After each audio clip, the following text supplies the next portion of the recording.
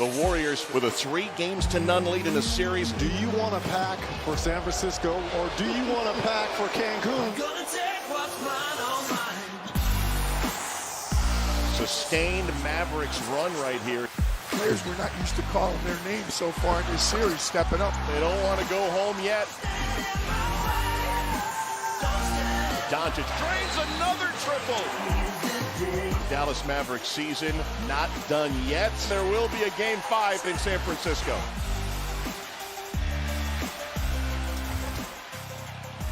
"400 miles from that tragic shooting, a game was played. The Mavs avoiding the sweep and are attempting to become the first team in NBA history to overcome a 3-0 deficit to win a series, a feat 146 others have failed to accomplish. Dallas took a step in that direction with a 119-109 win in Tuesday's Game 4 at the American Airlines Center. Luka keeping hope alive. I still believe we can win, so swept or not swept, at the end, if you lose, you lose. So doesn't matter how many we win, but we have to go game by game. We're gonna believe till the end. All right, Stephen A.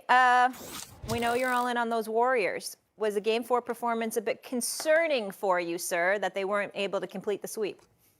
It's all concerning for me because I don't view the Dallas Mavericks as that big of a threat. No disrespect to them. Luka's a star. We know that. His supporting cast really shows up usually when they're in Dallas, not so much on the road, although there have been aberrations like their Game 7 performance in Phoenix. The fact of the matter is it's really been about Luka and Jalen Brunson as it pertains to consistency. Nobody else has been able to be relied upon on a consistent basis, not to mention the fact that they're a bit soft on the interior. They have no rim protector. They have no shot blocker. And because of that, that puts them in a very vulnerable state. So whatever I see the Golden State Warriors do against them is of minimal importance to me. What I pay attention to is Golden State's ability to make shots. I know what marksmen they possess. And I'm looking at it from that perspective. And I'm saying, are you going to make shots? Because this is not the litmus test. The Dallas Mavericks are not the Boston Celtics, and they are not the Miami Heat defensively. Miami Heat and the Boston Celtics have athletes. They have individuals on the interior who are rim protectors. And as a result of that, they can make things very, very difficult for you, especially the Boston Celtics with a healthy Robert Williams and a healthy Al Horford. So I look at it from that standpoint, and that's what has me worried about the Warriors. When you're down by 55 to Memphis and you lose 2 games in a row to them, when you were supposed to close out the Dallas Mavericks, I don't mind that you lose. I mind the fact that you were down by 29 points. Those are the kind of things that concern me. And on the side, Doggy, last but not least, I feel compelled to mention this. Let me tell you what I disagree with Steve Kerr about. I would not have reinserted Steph Curry into that game last night, and ultimately Andrew Wiggins thereafter and Klay Thompson. Those reserves were in the game with about 10 minutes left. They were down about 29 points or so. Steve Kerr had basically brought the guys on the bench and essentially conceded, this is not the game that we're going to win. We're going to go back to Golden State and win Game 5. And Jordan Poole with Kuminga, with this kid Moore, I believe, Moody, I'm sorry. You had others in the game with him as well. They came off the bench and closed it to within 8 with just under 4 minutes left. I would have left those dudes in there. And I would have rode that wave. And I would have said, hey, now it's his discretion. He's one of the great coaches we've ever seen. Okay, it's all hindsight 2020. But I'm just telling you, for me, the way they were rolling and the difficulty the Dallas Mavericks were having in guarding them, I would have left those guys in that game. I'm just concerned about these huge deficits that they've had in the last 2 rounds of the playoffs, knowing what's waiting for them in the NBA Finals. I agree with you 100% on bringing Kerr back in a game. I went to go look. You saw it. Curry. You saw it. I did not. These 29-point blowouts in these playoff games, that's a different topic. Can we have a halfway decent game? Please, can we have a ball game with the 5 minutes to go?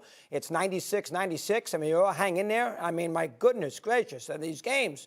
The best game so far we've seen in this series was Game 2 when Dallas played very well, could have won, and Golden State pulled away in the fourth quarter. I understand your point. I wouldn't have put Curry back in the game either, but a quick dunk by Doncic. I looked at the play-by-play sheet. That's how I know. Off a Maverick timeout, quickly got that lead back to 10. So I don't know if that's that big a deal. You are 1,000% right, but I'm not going to make too big a deal about that. I also don't want to make too big a deal about Golden State losing. They haven't lost a home game yet in this postseason. They won't have home court against Miami, so they're going to have to win a road game there, but they didn't have home court against Memphis, and they figured out a way to win a game in Memphis. They are going to be very difficult to beat. I don't like getting killed by 29 points, but let's give Dallas some credit. You know, Doncic is a wonderful player. I think he's a top 3-4 player in the league. That's how good I think he is. And they made some shots. They shoot 1,000,000 threes. The ball went in last night. It did not go in in Game 1 and in Game 3. The ball went in last night. I'm not going to make too big a deal about it. I'd be shocked if Dallas won Game 5, and maybe they'd be competitive, but I'd be shocked. You know, Golden State's very good at home in these fourth quarters. Yeah. They come from behind a lot in these fourth quarters. They did it to knock out Memphis. They did it in Game 2 in this series. They did it a couple times against Denver. They are great at bouncing back because they got so much offense. The crowd's great and everything else. So I don't want to make too big a deal about it. Your point is 100% right. That is a bad look. You're down by 29 points. And I would have kept Kerr on the bench too.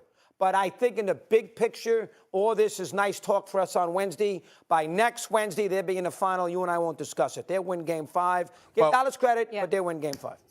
Yeah, well, I think you're wrong there. I think you're wrong there. I think we will discuss it because we're seeing vulnerabilities from them from a defensive standpoint. Their inability to stop the opposing offenses, their inability to make sure they avoid being down by 20 or 30 points. These are not things you can afford to do, say, if you end up going against the Boston Celtics, which I still believe will end up winning this series against Miami in 7 games. These are the kind of things that you got to watch out for. That's all I'm saying. Yeah, they're an offensive team, though, Stevie. If they score, they're going to win. You got to outscore Golden State. I mean, they have so much firepower. You got to outscore them. They're going to have home court against the Celtics. We can't love what we see with the Celtics. They're very erratic, too. Tatum has a great game, then he stinks. They're erratic, too, and I don't even know if they're going to get by this series. I think they're going to be okay. I know you're higher on them than I am, so I can't pick them because I can't be the same as you. But they'll be okay in that NBA final. Stephen A., let me ask this. Do you think it would have been a bad look for Luka had he gotten swept? No, I don't. Not in this particular series because he showed up. You know, I mean, the fact of the matter is that the one thing, when Dallas goes home, because I believe they will, nobody's going to look at Luka and what he didn't do because he's been spectacular in these playoffs. And to be as young as he is and as gifted as he is and to have the minimal amount of help that he has and still able to do what he's doing, the pressure's going to be on Nico Harrison, Mark Cuban, and Jason Kidd to get him the assistance that he needs to supplement what he brings to the table. That's going to be the mentality of the Dallas Mavericks and the Dallas Maverick fans everywhere. Nobody is questioning the greatness of Luka Doncic. All you're doing about Luka is looking at him and saying, okay, the time has arrived to take it to another level. Not your game, but your conditioning, so you're better defensively.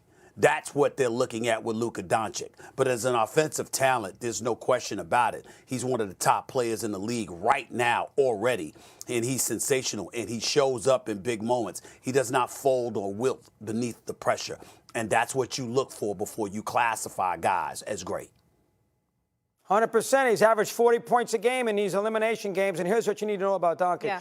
First half against Phoenix in Game 7, all right? 27 points. Took the heart out of the Suns. Chris Paul, we'll have fun with JJ later. One of the all-time greats, 1 point. He's got nothing to prove. Nothing. Fair enough. We'll leave it there. Still to come here on First Take, Tim Anderson.